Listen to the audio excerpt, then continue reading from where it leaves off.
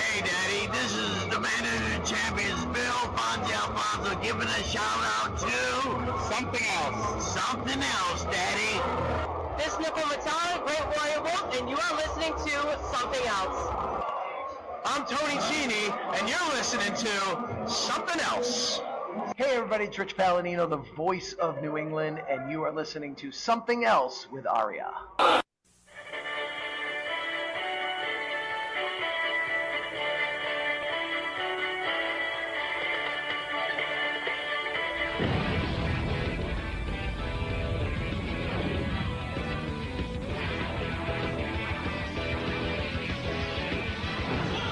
And welcome to episode number 111 of Something Else, episode number 111.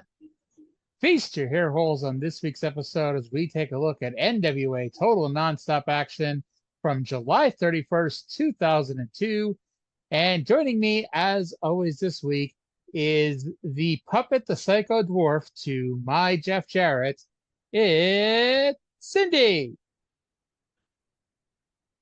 Hey, what am I doing here? I'm in Atlantic City. I'm actually having fun. What am I doing here? Because what's more fun than Atlantic City? One word, podcast.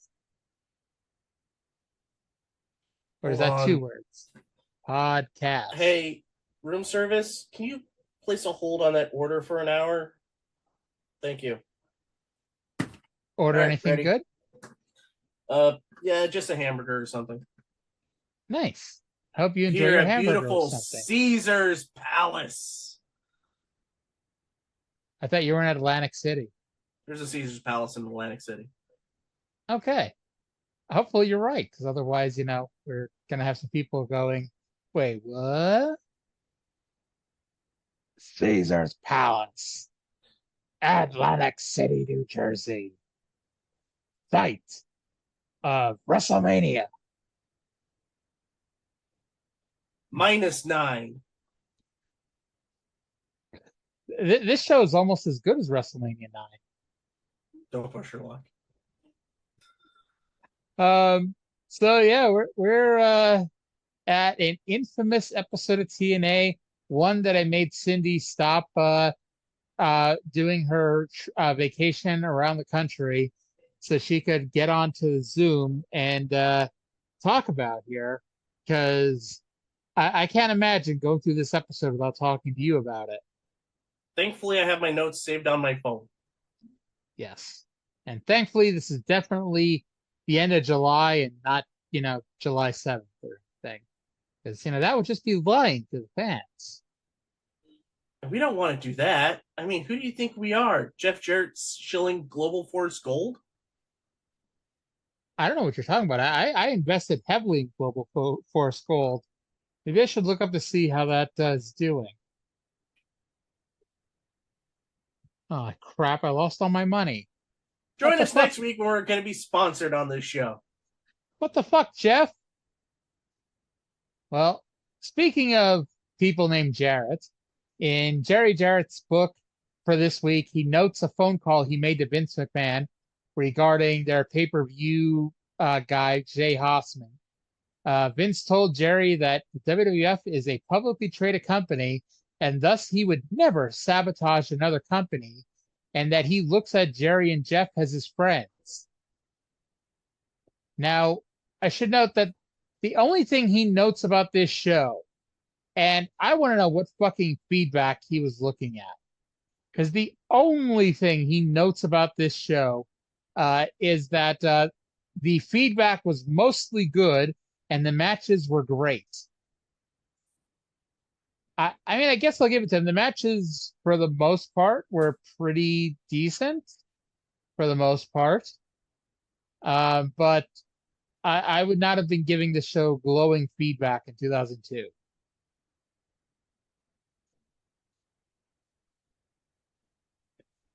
I will differ. This is going to be a thing, ladies and gentlemen, but it's going to stop in a few weeks. Yes, it is. But TNA X Division champion AJ Styles with his bestest good friend Jerry Lynn is up for the opener against Elix Skipper. Now, remember last week when AJ threw a hissy fit because Jerry Lynn won the match for him? Doesn't even get mentioned here. Water under the bridge. Now, I actually mentioned, and apparently I was wrong because you said this last week, I wrote that AJ used his debuted the AJ Styles theme song on this show, but you said he debuted it last week. So Yeah, debuted last week. I'll take your word for it here. And by the way, 3 weeks ago, Elix Skipper was in a 6-way elimination X Division rankings match where he finished behind low-key Chris Daniels and Kid Romeo. And despite being the number 4 contender, he's getting a title match before Daniels and Romeo. And hell, he's getting a title shot before Romeo ever appears on the show again. So Lynn joins Romeo. I'm going to look up where Romeo was because I want to figure out where he was. You do that. Lynn joins the broadcast table as Skipper attacked the bell and we start our first match. So Jerry says that they're now getting along, and their excuse is they've both been singles wrestlers for so long that they're not used to being in a tag team. We had a really good back and forth match, both men getting several near falls. They start talking about last week's angle with Elix, Monty Brown, and the Truth. Ed asks, I didn't get this. Maybe you understood what the hell they were talking about. Ed Ferrara asked Don West if Elix Skipper and Monty Brown are blood related. You know, I guess because they're black. I don't know. But AJ turns a Northern Lights suplex into a front face lock, and then he turns a Dragon Sleeper into a Scorpion Death Drop. Champion and challenger fight outside, where after a series of reversals, Elix is able to jump into the ring and dive out onto AJ. In the ring, they reverse finisher attempts. Elix goes for a springboard what a maneuver, but AJ trips him up. He lands on top of his fucking head, and thankfully that was leading to the finish because AJ just hits the spiral tap for the win. A pretty fun opener, and Jerry Lynn raises AJ's hand and they walk off together. So for one segment, Jerry Lynn and AJ Styles are getting along. Mm-hmm. Talking about Kid Romeo, I was looking up Cage Match, which is what we kind of use. He has not been wrestling since.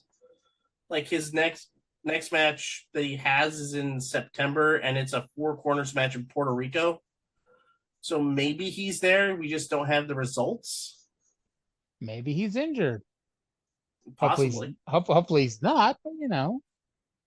And it's funny because I guess he was on Explosion for the most part. I was going to say, I don't remember him being on TNA in the 2005, but it was mostly him on Explosion, I guess. But yeah, he wrestles off and on until 2005 and then is mostly retired from that point. But he does his last match to this date anyway was teaming with Benny Blanco as Casanova Cartel, losing the prestigious NWA South Atlantic Tag Team titles to SWAT Patrol, who consist of Question Mark and Question Mark. So he probably was just wrestling on some lower level independents, and that's about it. I'm gonna say that sounds like a can't miss match right there. Oh. I love this match, and it looks like you did too. The SWAT Patrol versus Casanova Cartel, yeah, that was great. No, I mean AJ Styles. Oh, okay. Yeah, that was pretty good too. I gave it a 5. I gave it a 9. Nice. Okay. So anytime you think you're going to enjoy TNA, just remember TNA is right around the corner. Mike Tenay announces that Ricky Steamboat is here tonight to make rulings. And last week, he ordered a mandatory meeting in his office with Ken Shamrock, Malice, and I quote, others.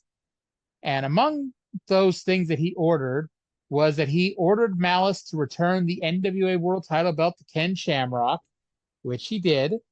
And that's the end of that. And apparently the others included Jeff Jarrett.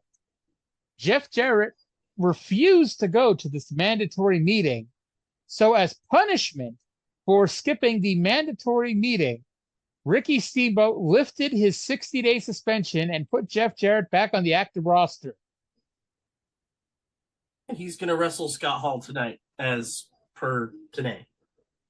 Yes, but still, he was suspended. He never even left the building last week. He was on the damn show 10 times. He was almost on the show as much as Goldilocks was last week. And like now, as punishment for not going to a meeting, he is now back on the active roster. So enjoy your punishment, Jeff Jarrett. You get to do what you wanted to do, and that was continue to wrestle. Ish. So Elix Skipper, who you might recall was the loser of the opener, he's finally leaving the ring when he is attacked by the alpha male Monty Brown. You might recall last week, Monty Brown and Elix Skipper were a team in a winning effort, and then Monty Brown got beaten down by the Truth, and Elix Skipper just walked off on it. And Monty Skipper Brown set him up. Well, still. Monty Brown was so mad at the Truth that he lays out Elix Skipper with an alpha bomb before walking off. So there's that. So now Elix Skipper is once again left dead in the ring. And then comes the segment. This is not the segment that I'm going to be gushing about later in the show. This is the infamous segment. Monty Brown leaves, and our recently not suspended top heel, Jeff Jarrett, comes out carrying a burlap sack. And that burlap sack appears to have somebody in it. Jeff Jarrett says Ken Shamrock, the world heavyweight champion, will not be here tonight. And also says that Ricky Steamboat is not here yet. Jarrett laughs at the idea of his 60-day suspension. I mean, I would too. Jarrett wonders why he doesn't do what he's asked to do, and then says he's going to start at the bottom and go to the top. And it turns out inside that sack was Todd Stone, who is a little person who you might recall from a few weeks ago. And Jarrett said he is going to cripple him. Jarrett gives Stone a pile driver and the mini stroke, and then issues a challenge to old women and farm animals. That brings out Puppet the Psycho Dwarf, who apparently is either an old woman or a farm animal. That is the end of the comedy of this segment. Puppet, who was last seen masturbating in a trash can a couple weeks ago. And beating up Meatball. Yes. Comes to the ring to confront Jeff Jarrett. Jeff Jarrett tells him to stand up when he's talking to him and calls himself the Dwarf Destroyer. Puppet's response here on July 31st, 2002 was to pull out a handgun and pull it on Jeff Jarrett. That's old school heat right there. Like if this was 79 or something in those southern territories and Jeff Jarrett had somebody pull out a gun on him, you know what the boys would be like in the back? They'd want to put the NWA title on him. Hell yeah. But no, this is not a fan, who's so angry at Jeff Jarrett that they pulled a gun on him. This is a booked segment where Puppet pulled out a pistol and pointed it at Jeff Jarrett, threatening to shoot him. Security then runs in and were threatened to be shot in the kneecaps. Now, this is 2024, and sadly, we have seen a lot of mass shootings since then. And I'm not going to sit here and go all political, but, no one does a fucking thing about it. But has anybody ever tried Jeff Jarrett's way to stop a shooting? Jeff Jarrett, who was being threatened with a gun. Now that security was there, he went and got a metal folding chair and hit Puppet with it, who dropped the gun. So, by the way, not sure whatever happened to the gun because it just disappeared. But Jeff Jarrett beat up Puppet with a chair. He beat up Todd Stone with a chair. And he beat up Elix Skipper, who is still in the fucking ring.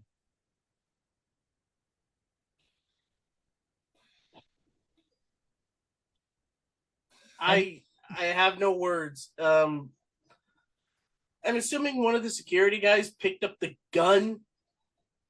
That is evidence in a crime. It's TNA. How many crimes have we seen in TNA and nothing has been done about it? We've seen Samoa Joe get abducted by ninjas. We haven't seen that yet. When we're never going to see it because I will fight you if I have to keep us from watching 2010 Impact. Well, this was 2009. I'm pretty sure it was 10 because it was when Hogan and Bischoff were there. No, he got kidnapped by ninjas because then later on, a couple weeks later, he debuted with that awful thing on his face. We're gonna have to look into that here because I think we're mixing up Samoa Joe's disappearances. He disappears a lot at one point, which was honestly around the time he gained a lot of weight, which you would think the opposite would occur. He wouldn't be able to disappear if he'd gained that much weight. But, alas, Joe being Joe. So, yes. So after Jeff Jarrett stops the crazed gunman with a metal folding chair, see, this is why he's really our top babyface, because he just prevented a mass shooting here on pay-per-view. Ricky Steamboat has arrived. And he's accompanied by Bullet Bob Armstrong and Don or Ron Harris. Steamboat says that we will do this the easy way or the hard way. And so Jarrett challenges Steamboat to a match. Not sure if that's the easy way or the hard way, but Steamboat gets in the ring, he takes his jacket off, and then Scott Hall runs down and clotheslines Jarrett out of the ring. And he says he's tired of going out on a stretcher, and tonight vows that Jarrett be the one going out on a stretcher. And then somewhere around here, Elix Skipper disappeared. So sadly, the show's not just 2 hours of Elix Skipper laying in the corner of the ring.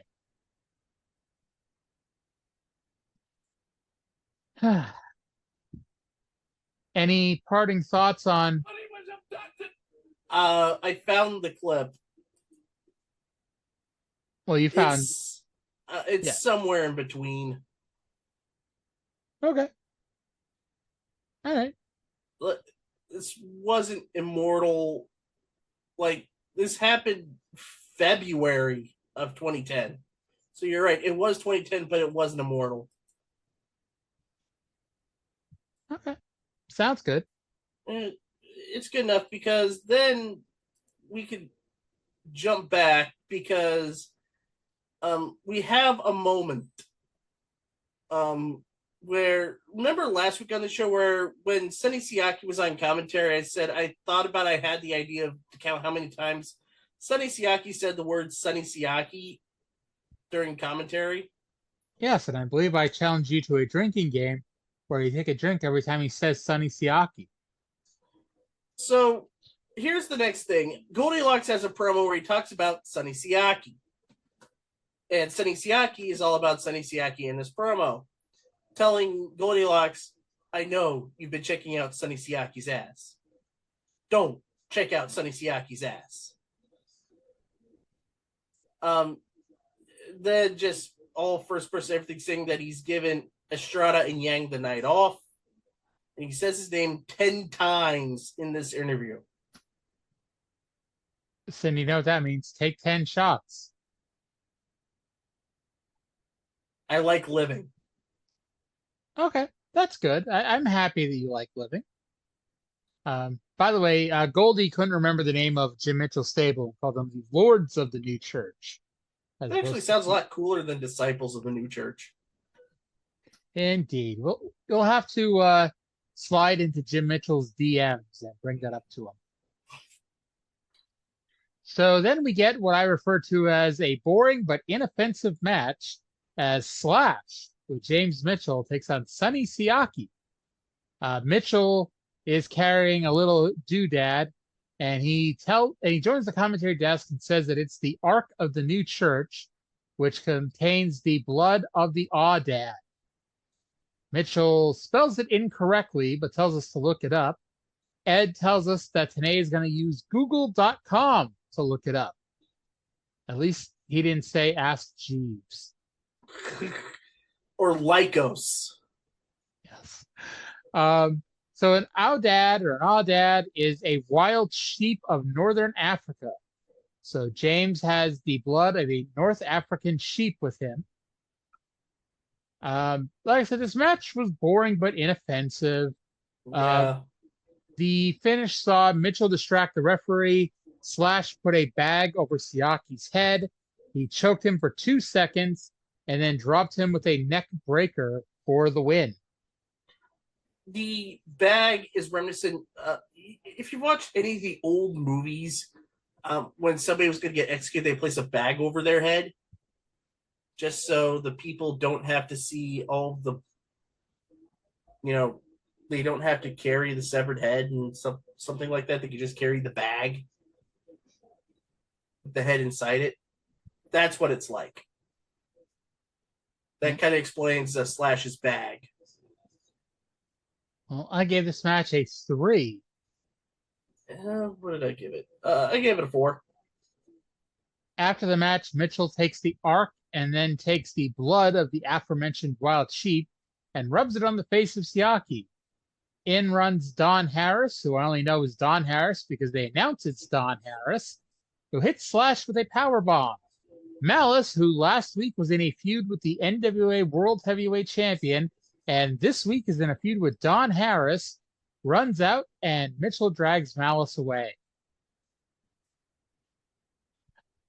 Goldilocks, in her second appearance, interviews Ricky Steamboat in front of a very white wall. Goldie brings up the anarchy of the last few weeks and wonders whether the dragon can help. Steamboat said that he will enforce the NWA law and his job is to restore order. And then Goldie offends Steamboat by comparing him to Bill Barons, which causes Steamboat to walk off. I don't know about you, but this is when I realized that Goldie was wearing a tank top with a picture of the Dups with a line through them. If you weren't going to bring that up, I was. That is a tremendous she shirt. Really hated interviewing the Dups. I don't blame her at all.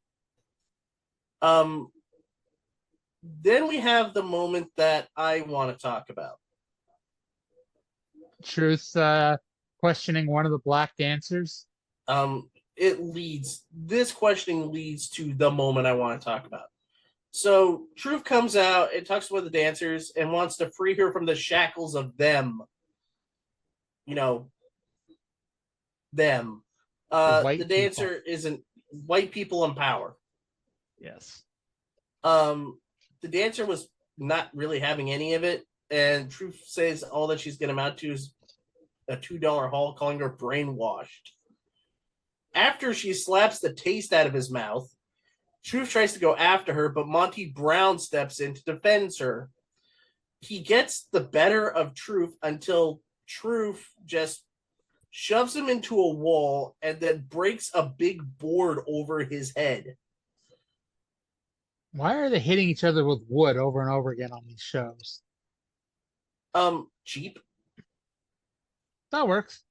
Like, you could get a big piece of plywood and get like a few of them for as much as you can for a steel chair. Nice. And plus, it's like an old school weapon that was had back in the day. Really catering to those old school fans. There you go. None of whom are watching this show, though. Right.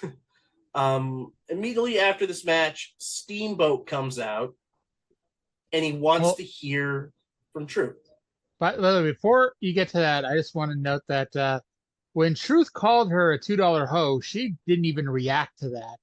And it wasn't until he said that she won't be in Destiny's Child, but her destiny was to be on a street corner. She then gives him what I term the weakest slap ever. No. We've seen weaker. And then Truth started undoing his pants before Monty Brown ran in. Right, because he was going to do the belt thing to her again. Well, that part could have been mentioned more because it just looked like he was about to take off his pants, and I don't know. It's on this show that had a gun. Is it shocking to think that maybe Truth was going to rape her now? No, Truth wouldn't do that. He wouldn't do that with. Has he called her a $2 hoe? Maybe he didn't have $2. And Ed Ferrara, when he said that, he was like, "And here I am with $6." Ed Ferrara has a line or two every week that we have to reference, and they're not always good, but that was that was good. I'll give him that. Mm-hmm. But anyway, on to Ricky Steamboat. Right, Ricky Steamboat comes out and he calls out Ron, Truth, whatever he calls himself this week, and he talks about them, and he says, if you're talking about them as in authority, you're talking about me, and we're going to have problems. If you're talking about them as in them, then we got a problem. We need to address it right now. I'm here to listen to you talk. Truth gives the promo of his life. And he brings up Steamboat's history with the WWF, saying that the greatest moment that he had was WrestleMania 3. And he said, why didn't you go after the WWF World Championship? Because he knows that it was them that held him back, knowing that Steamboat could have won it.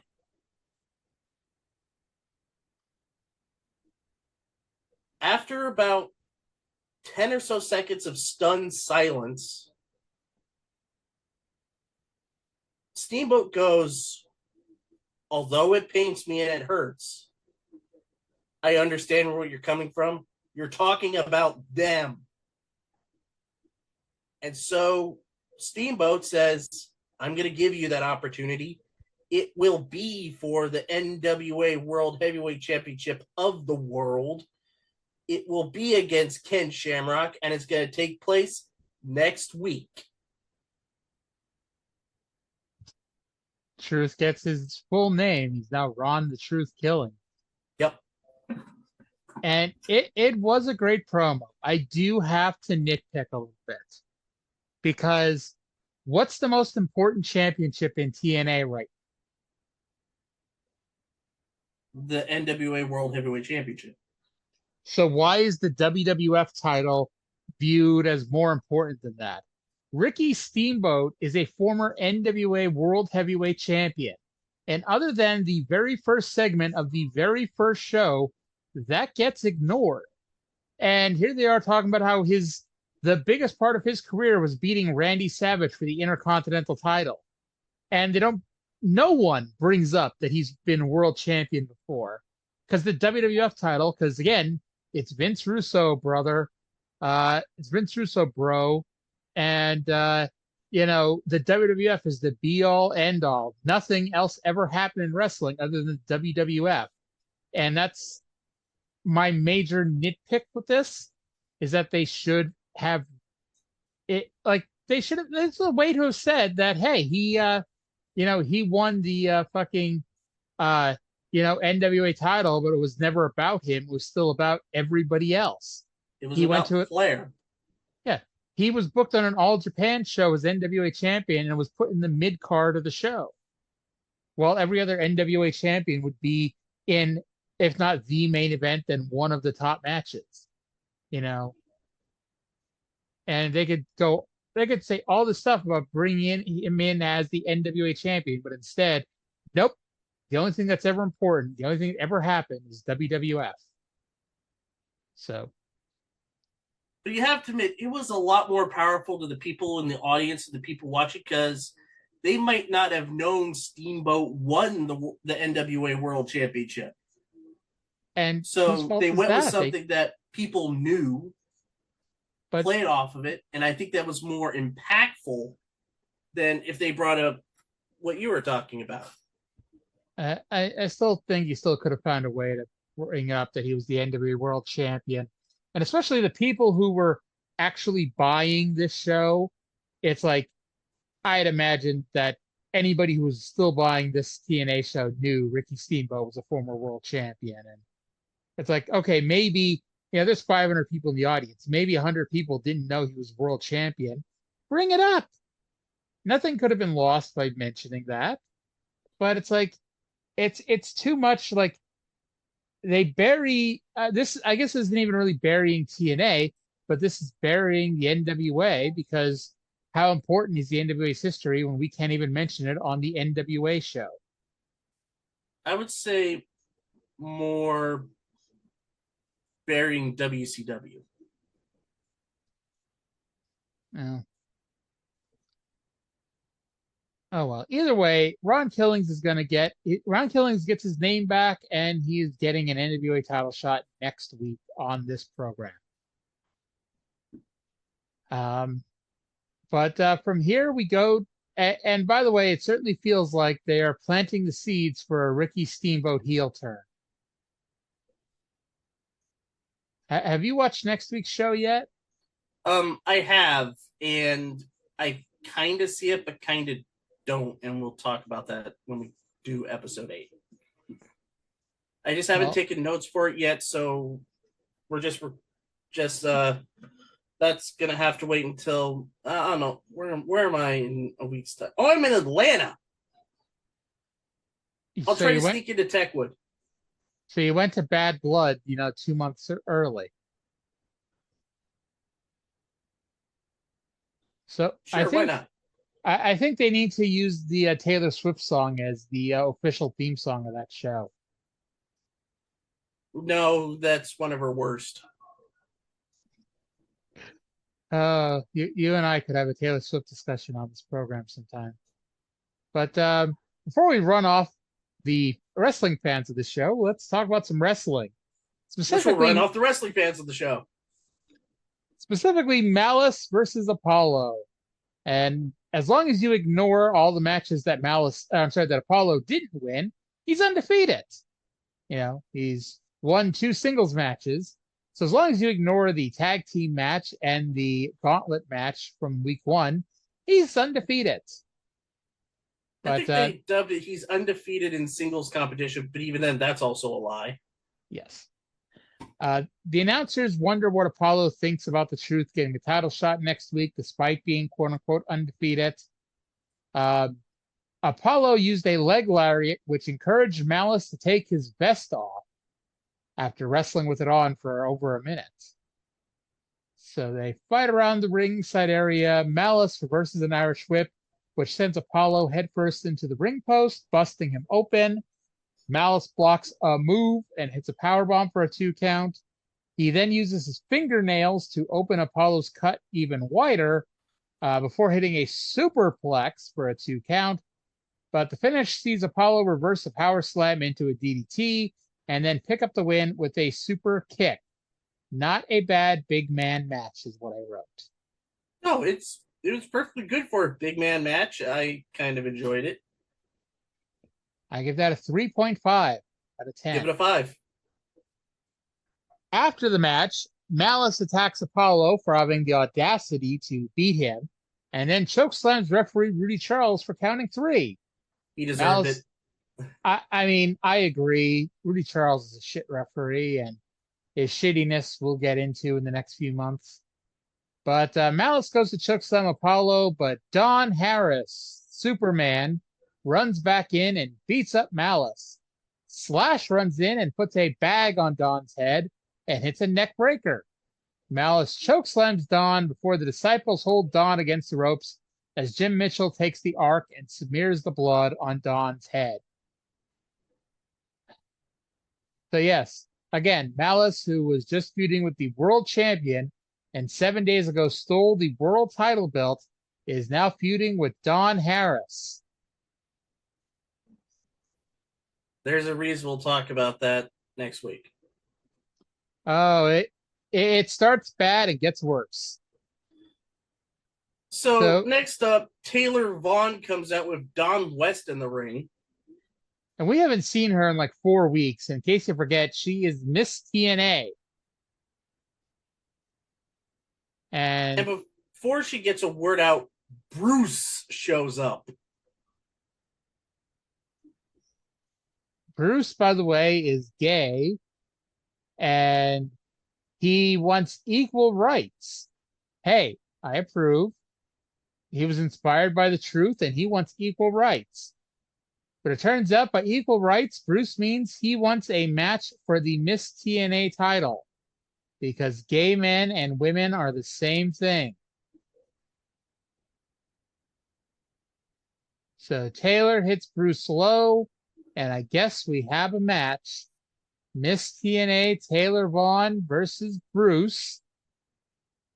I guess in the interest of fairness, we were just talking about the actual wrestling. It wasn't atrocious. They,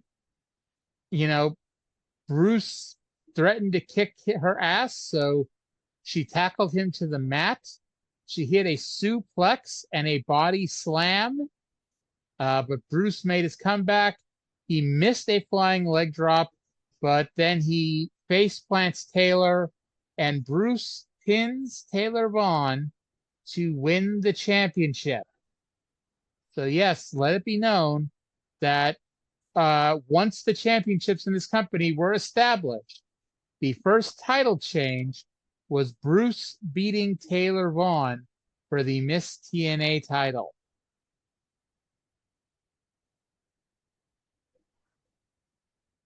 I have no words. I gave that a 0. As, yes, Cody Deaner and Eric Young are not the first men to win a women's title in TNA. Backstage, Low Key is doing some pull-ups on some scaffolding where he is interviewed by Goldilocks in her third appearance. Key says he has no comments and he does his talking in the ring, which leads us to what is ostensibly a #1 contenders match, Low Key versus Jerry Lynn with AJ Styles. And much like how Jerry Lynn sat on the commentary desk for AJ's match, AJ joins the commentary for Jerry Lynn's match. So are we going to be able to go 2 entire segments with these two guys where they don't end up fighting each other? We'll have to wait and see. Mm-hmm. By the way, going back, Ed Ferraris to the Bruce winning the Miss TNA title, Ed Ferraris says this would be an emotional moment that'll be talked about from years to come. Well, we're talking about it. At least got that right. It is years later, after all. So maybe and he Mike wasn't. Today quips, he wonders if Lenny is proud of him or jealous. Yeah,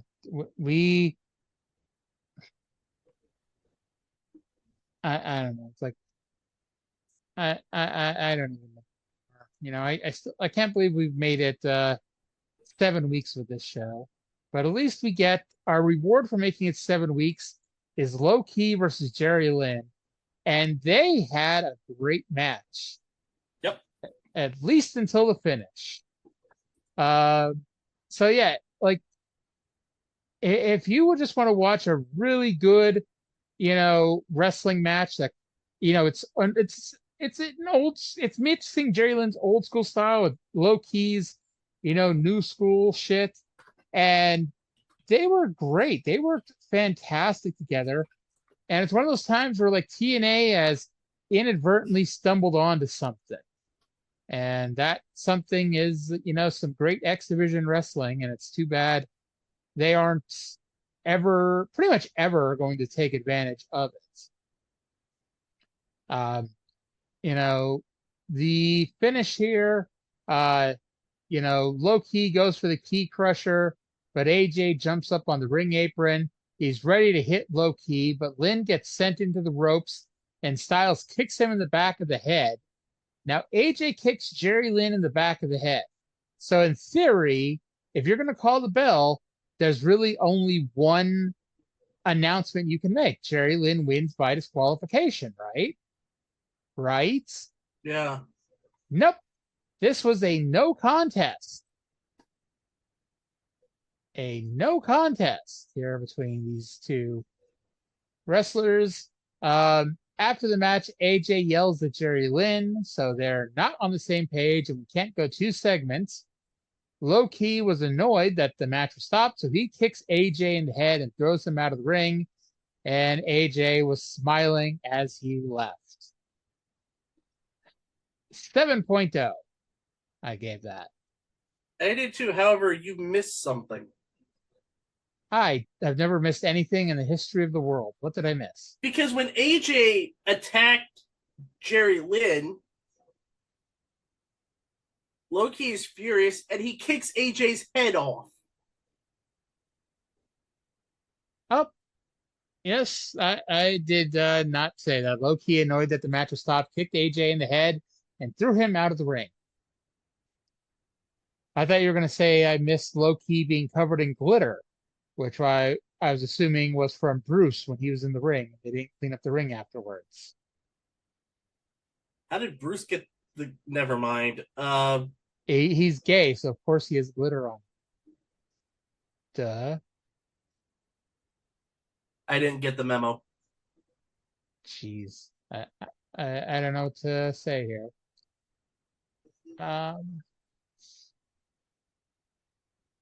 Don Harris backstage talks to Goldie. He says, "You think I'm going to cut a wrestling promo? Nah. You got one up on me. So I'm going to go to Steamboat, and we're going to have ourselves a first blood match next week." Yes. Don cut his wrestling promo talking about how he wasn't going to cut a wrestling promo. And by the way, I gave that X Division match a 7.0 out of 10. We agree. And we go from the back to the front where it's time for Jive Talking. Oh, good Lord. And yes, as threatened last week, Disco Inferno was here for the debut of his brand new talk show, Jive Talking. And he said that he's in discussions with network executives to replace Oprah. And he said that he's looking for the hottest and dumbest bitch to be Miss Jive Talking. And because he's seen a lot of ass on TNA but no breasts, he has brought out Goldilocks, apparently to show her breasts here on pay-per-view. Because that was going to be allowed, I guess. So Goldie is offended that Disco calls her a dumb bitch, so she turns to leave. But Disco convinces her to stay and sit on the couch. So they talk about her music, because apparently she's a singer. And we talked about this a few weeks ago where, Goldie said as soon as her singing career takes off, she's leaving. And I was hoping for her sake it would take off sooner rather than later. But Goldilocks says she sounds like a female Kid Rock. I feel bad for her. But then talks about her songs Pie Hole, Bitch Don't Cry, Lucy Leadfoot, and Waiting for Love. Disco then demanded that she take her top off and show everyone her breasts, which offends Goldilocks, so she told him to drop trow and show everyone his balls. Goldie stood up for all the women, all 7 of them or so in the audience, because everyone else just booed the fuck out of this. Disco tells her she's only good for being on her knees, so Goldie kneed him in the balls, and this brought out a tall woman, who was apparently Paulina from the first season of Tough Enough, who choked Goldie and then dragged Disco Inferno away. You forgot the line that Goldie said, which I loved. I bet it would hurt double if there was something down there to hit. That is a great line. So, any thoughts on this amazing, tremendous segment? You just had my thought right there. Amazing and tremendous. No. I bet it would have hurt double if there was something down there to hit. That's the only memorable thing from this segment. But then, you get the reason why Don West was hired in the first place. The best thing that happened on this show was next. As Don gets up and chills next week's show, and he starts slow. He's sitting in his chair, and he's talking about the different matches we're going to have next week. We're going to have the blood match next week. We're going to have the three-way match for the X Division title, and we're going to have Ken Shamrock versus The Truth for the world title next week. And he's gonna we're gonna have Ricky the Steamboat Dragon on the show next week. This man was amazing. Like, they literally should put this as part of the advertised segment for each show. Is Don West will hype up next week's show. How did it take them 7 weeks to figure out, hey, let's have Don West, the shop at home guy, hype up next week's show? And it also got better from there because he seamlessly went from hyping up the show to hyping up the website where they got shirts, hats, Beat Island people. I just like that he never calls it a first blood match. He just keeps calling it a blood match. And no one bothered to correct him when he talked about Ricky the Steamboat Dragon. They didn't want to interrupt him. He was on a roll. He gets a free pass for that. All right. Scott Hall versus Jeff Jarrett. So Scott Hall walks to the ring with a stretcher. He poses, then he runs back up the ramp. Now, the first 5, 6, 7 minutes of the match, it's every Scott Hall versus Jeff Jarrett match you've ever seen in your life. Not that it's a bad match at all, but, it's a Scott Hall versus Jeff Jarrett match. Then we get the finish. Now, I should note that they went backstage. They brawled around a bit because it can't be a Jeff Jarrett match without brawling through the crowd in the backstage area, where, by the way, Jerry Lynn was trying to leave and they ran into him. So that then leads to our overbooked finish. So try to keep up with me here. Scott Hall gives Jeff Jarrett an outsider's edge and goes to the cover for the cover. Ron Killings, who at least is aligned with Jeff Jarrett, runs down and pulls the referee out of the ring. Truth hits Hall with a scissors kick and puts Jarrett on top, which only gets a 2 count. Monty Brown runs down and attacks Ron Killings. Well, Monty Brown is at least feuding with Ron Killings. Jerry Lynn is so offended that he got bumped into that he runs down and splashes Jeff Jarrett. AJ Styles realizes, hey, there's the guy I'm both champions with and feuding with. So he runs down and attacks Jerry Lynn, but he goes for a flying move, but is attacked by Don Harris for some reason. Don Harris is then attacked by the Disciples of the New Church. And everybody is just fighting all over the place. They fight out of the arena, and after all that, they leave Scott Hall and Jeff Jarrett in the ring. Hall picks up the stretcher and runs at Jarrett, but Jarrett moves out of the way, so Hall takes out the referee. Jarrett grabs a chair, so Ricky Steamboat the Dragon runs down, and Jarrett tries to hit him, but he does the Kurt Angle spot where the chair bounces off the ropes and hits him in the face. Hall then picks up the chair, but Steamboat, trying to be fair, tries to stop it. While Scott Hall and Ricky Steamboat are holding a chair between them, Jeff Jarrett somehow gives Hall the stroke onto the chair and picks up the win. Too much what I had laid down, and my brain hurt just watching it, and we're out of time! Oh my God, I just wrote, Jesus Christ, that was a clusterfuck. A fun match, but just a major clusterfuck. Yep. And I gave it a 5. So did I. We're good. I don't know if it's a good thing or a bad thing when you and I are on the same page about this. The gimmick has died already. Just wait till next week. Yes. By the way, I went into the Wayback Machine and found the WrestlingObserver.com website from July of 2002. And sadly, this isn't Dave's report. I should pull up the old Observer and find it. But this is by Patrick McConnell, whoever the hell he is. And he says that Jeff Jarrett comes down with midget over shoulder and the crowd loves it. Jarrett is way over with the crowd. After beating down on the midget, out comes Puppet, who is also very over with the crowd. Fans very quickly, except the total marks, knew that the gun Puppet has was not real. So that was all he had to say about the gun. Thank you.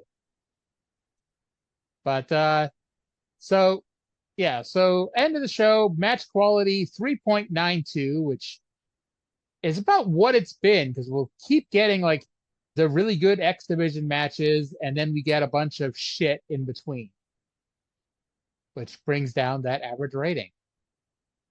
Overall enjoyment, that fucking gun angle like kills this, and I don't care if it's a fake gun. Still, don't fucking pull out guns on wrestling shows. Overall enjoyment, I gave a 3.5. But I will say that based purely on this show, my desire to spend $9.99 next week to watch the show was increased this week to a 6.5. I feel like I say this every week, but more X Division, more R-Truth, and less shit. And that gives us a overall rating of a 4.64 for the infamous episode number 7. And it's going to get even more infamous next week. Episode 7 will get more infamous during episode 8. Makes about as much sense. I agree. Let's see. Actually, I did find something about Dave. Something that Dave wrote about it. Actually, he didn't write anything about it. Great. So, this gun really didn't mean a whole lot in 2002, apparently. Go figure. But, so that's gonna do it for this week's show. So, you're down in Atlantic City. Where are you gonna be from here? We are gonna head to Washington, D.C. Tomorrow. And then by the time we do the show next Wednesday, I will be in Atlanta. Do I have to be worried about you storming the Capitol? No, I'm probably just going to do some duck pin bowling and eat some good food. Nice. I went to D.C. as a 6th grade field trip in 1997. And outside of seeing the Air and Space Museum, I don't remember anything about it. Cool. Yes, indeed. But anyway, that's going to do it for this week's show. You know, it is definitely the end of July and definitely not the beginning of July. But I hope everybody enjoyed the show. And we will talk to you all again in 7 days.